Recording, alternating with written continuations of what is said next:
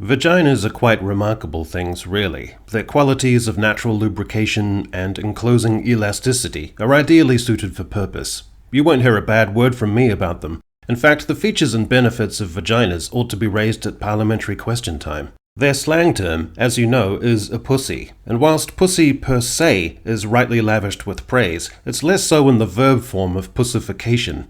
Sadly, Hollywood has undergone a massive amount of pussification in the last few years, spearheaded by pussies who either aren't partial to pussies or lack the self-esteem and looks to claim any pussy, and who, in submitting to the whims of pussies, have in effect pussied out on the rest of us. But a new wind is blowing through the fetid queefsmog of Hollywood. At long last, woke has peaked and is beginning to recede. A depussification is underway. The chastity belt of wokery has been unbound, and the collective figurative snatch has been snatched back, divested of the prissy, snide, and flaky excesses of message-driven, pussified Hollywood activism. Woke is now synonymous with a lack of professionalism, with low quality, with a grating sense of entitlement to the moral high ground, and with failure, with arrogant obliviousness to commercial reality. The disconnect is clear, established, and understood by a majority of cinema-goers, and belatedly by Bob Iger and co.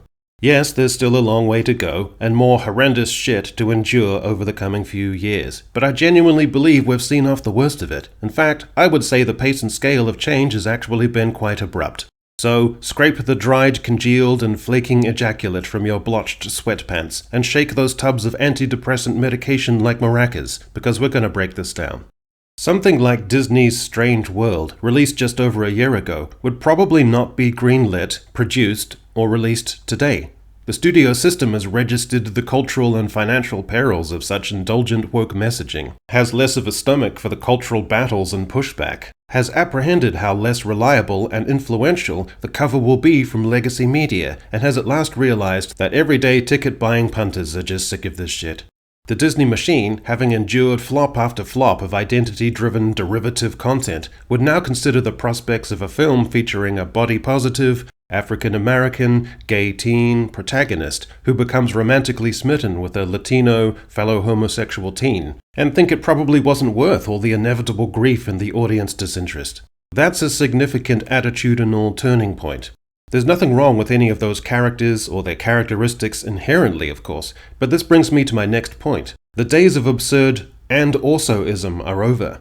I call this diversity inflation. In other words, the more diversity and representation you shovel into a character, the less believable they become, and the less narrative value they have.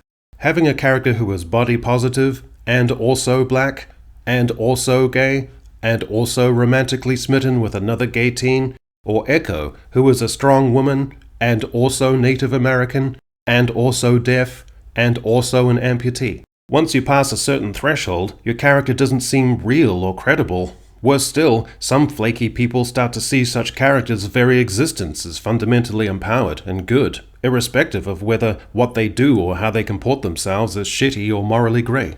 Another reason woke has peaked and is receding is because it has dulled the mystique of Hollywood. The heart of Hollywood's mystique is adventure, and in current-day content, nothing feels like an adventure. Cinematic adventure is one of the most sublime things our otherwise shitty, self-destructive, neurotic, slovenly, and environment-degrading species has. There is hardly any greater feeling than the moment in a film when you embark with the characters on an adventure into a new world. That's why the verbs are so emphatic. We're hooked, we're swept away, we're immersed, we're transported. Dorothy embarking down the yellow brick road, John Ford's American West opening up into vast vistas, the Millennium Falcon blasting off from Mos Eisley, the Fellowship of the Ring setting out to save Middle-earth, passing through a wardrobe into the snowy realm of Narnia, Harry Potter believing he can race through platform 9 3/4, when the two girls commit to their adventure with one cup. We like our protagonists to be initially overwhelmed, for forces to be turning about them, and for them to discover their role, not to be overpowered, customized, and fitted with a role for them to exhibit and play out. Watching Ant-Man and the Wasp: Quantumania, did you experience even the remotest sense of adventure? Or was your chief takeaway just a blur of people running around in a gooey Technicolor landscape? Was Indiana Jones and the Dial of Destiny a thrilling immersion in adventure, or just a succession of noisy and grating set pieces lurching from one to another? Was the Marvels an exciting diversion into the unknown, or an overly cluttered mess that seemed embarrassed by its own existence? These days, there's more suspense, adventure, perils, stakes, and a narrative arc in emerging from the cinema and successfully remembering where your car is in the parking lot. The problem with the work of identity junkies and woke messengers is if you forefront priorities to do with identity, if you're role modeling behavior and examining scenes and scenarios from the perspective of who can be seen to be doing what, or assisting whom, or conforming to supposed dated roles, then you're inevitably going to lose some of the magic formula that people want. Without the magic of escapism, without the romantic sense of adventure, you're fucked, no matter how many millions you spend or how many reshoots you make. Another reason woke has peaked and is receding in entertainment is that the old playbook of blaming the audience just isn't working anymore. It used to be an effective use of the oldest divide-and-conquer trick ever.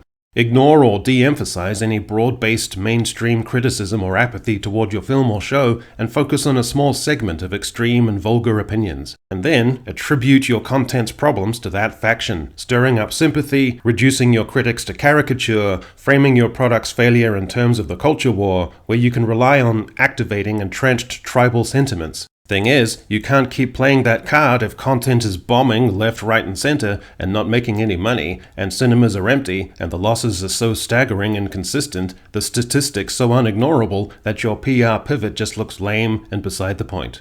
People aren't falling for that old playbook anymore. The influence of legacy pop media outlets has waned dramatically in recent years.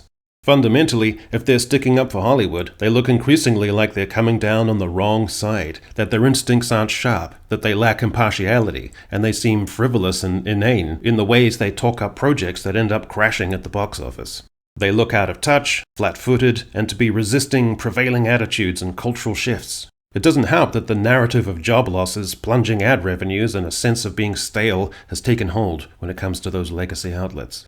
Woke in Hollywood has failed because one of its fundamental ideas has failed. Social constructivism is the idea that gender doesn't really exist in any inherent way. Gender roles are socially constructed, so they argue, in favor of men, in order to create and sustain structures of power in society. Social constructivists therefore work very hard to deconstruct ideas and differences between gender.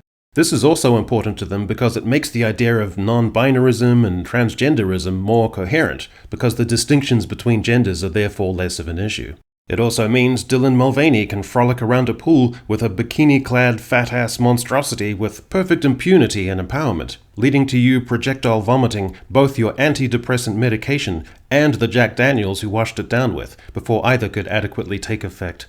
But if your content deliberately dulls down the edges of gender, making Galadriel into Guy Ladriel, and divests men of their masculinity out of some misguided leveling principle, then audiences just regard the characters on screen as bland, unrelatable, indistinct, and utterly forgettable. It's this latent ideology, perhaps more than anything, that has turned audiences away.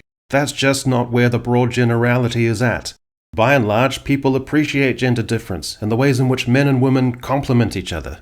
Barbie succeeded because it was unabashedly about femininity. Ladies could get together and make an event of it, dress up in satirically frilly clothes, be nostalgic and girly, and also revel in the relatable sentiments of the film. Oppenheimer succeeded simultaneously because it was unabashedly masculine. The titular character is complex, sometimes a cad, prickly, arrogant, but also capable of wondrous obsession, is a maverick, a leader, and a visionary. Both films flourished, complemented each other in a way, and at a scale no one could have envisioned. Folks liked the emphatic gender delineations. The identity junkie pushes of messaging in Hollywood also seemed to labor under a never realizable idea, that once the chauvinistic old system of power had been overcome and there was diverse representation, this new crowd would, through their spirit, their experience of having abided through so much marginalization, and with the warmth and convivial solidarity that comes from being diversely progressive, would usher in a new standard of moral decency, equanimity, fairness, and goodwill in the Hollywood world. The coke-snorting, suspenders-wearing, ass-grabbing, casting-couch-exploiting, marginalized identity-overlooking, crass and brash Caucasian seediness and favoritism would give way to a utopian sensibility of niceness and decency, so they supposed. Turns out Victoria Alonso was a harridan who was detested by all, Kathleen Kennedy made Star Wars a massively indulgent self-insert, Ezra Miller was a despicable human being, Beau DeMaio has been fired for unspecified but clearly dodgy reasons, Rachel Zegler got everyone's backs up, and on and on. All that's really been revealed is that people of all backgrounds are shitty once they've got the levers of power. Like someone once said, Hollywood is basically high school with money. That's Hollywood, baby. Yes, it is. And that's also life in general. So, let me extend a hand to you, fellow traveller. We're peas in a pod, who sprouted wings and became birds of a feather, who wore little bird costumes cut from the same cloth, and we read from the same prayer book whilst being joined at the hip. We abided, and we endured, and we get to watch the balance slowly be restored in Hollywood.